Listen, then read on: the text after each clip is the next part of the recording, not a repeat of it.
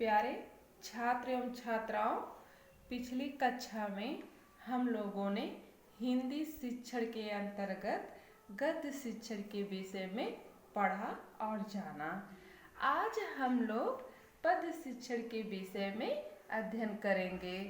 किस शिक्षण के विषय में अध्ययन करेंगे बच्चों? पद्य शिक्षण के विषय में अध्ययन करेंगे। तो अब शुरू करते हैं। कविता अथवा पद्य का अर्थ। कविता अथवा पद्य का अर्थ। कविता साहित्य का एक अंग है। कविता की एक निश्चित परिभाषा देना कठिन है, परंतु इतना कहा जा सकता है कि कविता आत्मा द्वारा अनुभूत भाव तथा विचारों का प्रस्फुटन है, जो छंद तथा नियमित गति से बधी होने के कारण ताल एवं लय को अपने में समाविष्ट करती है। तो कुछ प्रमुख विद्वानों ने कविता की परिभाषाएं दी हैं, जो इस प्रकार है। श्री जयशंकर प्रसाद के अनुसार पद्य आत्मा की संकल्पनात्मक अनुभूति है। श्री रामचंद्र शुक्ल के अनुसार कविता वह साधन है जिसके द्वारा शेष सृष्टि के साथ हमारे रागात्मक संबंध की रक्षा होती है। भारतेंदु के अनुसार कविता मन में जीवन की आलोचना है। कार्लाइल के अनुसार संगीत में विचार को ही पद्य कहते हैं। अगला है बच्चों कविता शिक्षण की विशेषताएं। हम आप सभी को इस डायग्राम के माध्यम से समझाएंगे। जैसे कि पहला है अनुभूति प्रधानता। क्या है बच्चों? अनुभूति प्रधानता। सत्यम शिवम सुंदरम की भावना, भाषा, संगीतात्मक रसानुभूति और अस्थायित्व। अनुभूति प्रधानता, इसको विस्तृत पढ़ते हैं। पद्य अनुभूति के रूप में हृदय में उमड़कर कवि की कलम से लिखी जाती है। पद्य अनुभूति के रूप में हृदय में उमड़कर कवि की कलम से लिखी जाती है। कवि के रचनाबद्ध भाव को ही पद्य कहते हैं। कवि के रचनाबद्ध भाव को ही पद्य कहते हैं। अगला है सत्यम शिवम सुंदरम की भावना। सत्यम शिवम सुंदरम कविता के मुख्य उद्देश्य है। सत्यम शिवम सुंदरम कविता के मुख्य उद्देश्य है, जो कविता को मुक्तधारी तथा सुंदर बनाता है। भाषा, कविता की भाषा सरल, सरस, मधुर तथा गाने योग्य होनी चाहिए। अगला है संगीतात्मक। संगीत काव्य की हृदय गति होता है।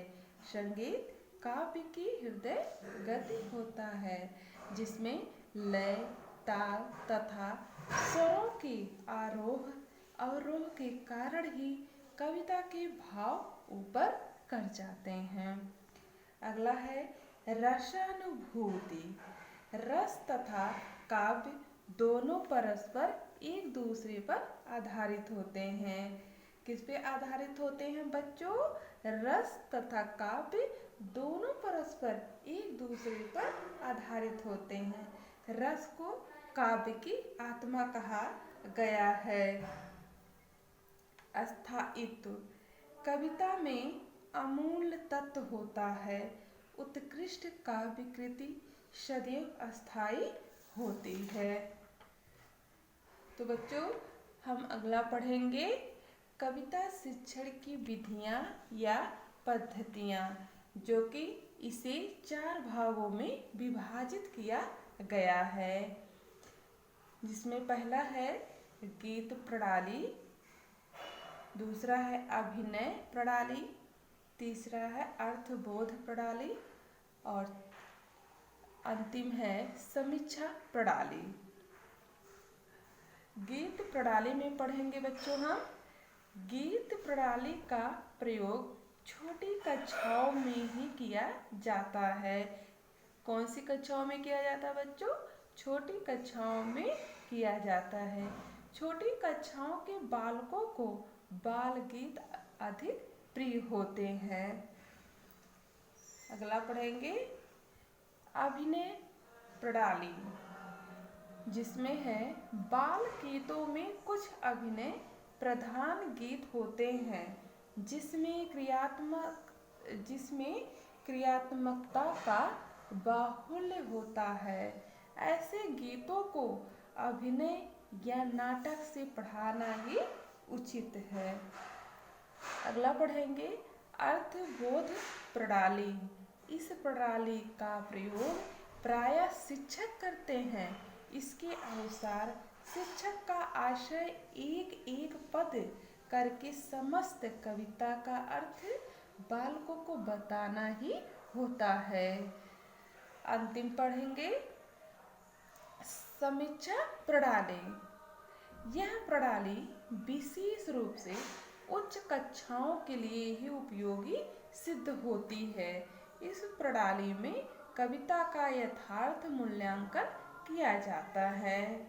इसके बाद बच्चों पढ़ेंगे कविता शिक्षण के सोपान। क्या पढ़ेंगे बच्चों? कविता शिक्षण के सोपान, जो हम इस डायग्राम के माध्यम से आपको पढ़ाएंगे। जैसा कि पहला है कविता की प्रस्तावना, कविता का वाचन, भाव परीक्षा, आत्मीकरण, सौंदर्यानुभूति, रचनात्मक कार्य।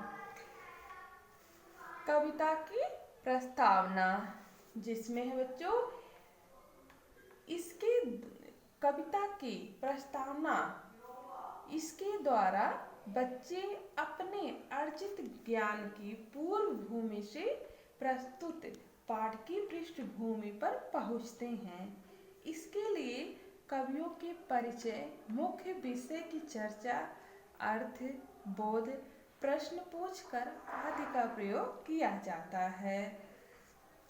अगला है कविता का वाचन, जिसमें शिक्षण की सफलता तथा असफलता का श्रेय वाचन पर निर्भर करता है। इसके लिए राग युक्त वाचन, भावानुसार सा-स्वर वाचन का प्रयोग होना चाहिए। अगला है भाव परीक्षा।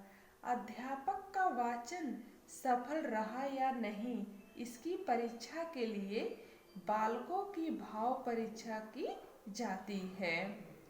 अगला है आत्मीकरण।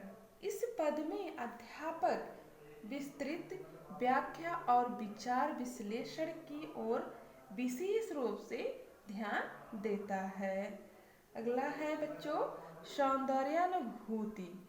कविता शिक्षण में शब्दों के अर्थ बताने में अधिक समय न लगाकर सौंदर्य स्पष्टीकरण में अधिक समय देना चाहिए। अंतिम है रचनात्मक कार्य, जिसमें कविता के वातावरण को स्थायित्व देने के लिए संपूर्ण कविता या उसके महत्वपूर्ण स्थानों को कंठस्थ करने के लिए छात्रों से कहा जाए। तो अब बच्चों गृह कार्य नोट कर लीजिए, जिसमें पहला है कविता किसे कहते हैं।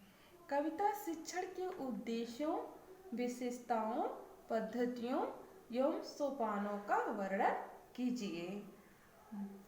दूसरा है गद्य शिक्षण तथा पद्य शिक्षण में अंतर बताइए।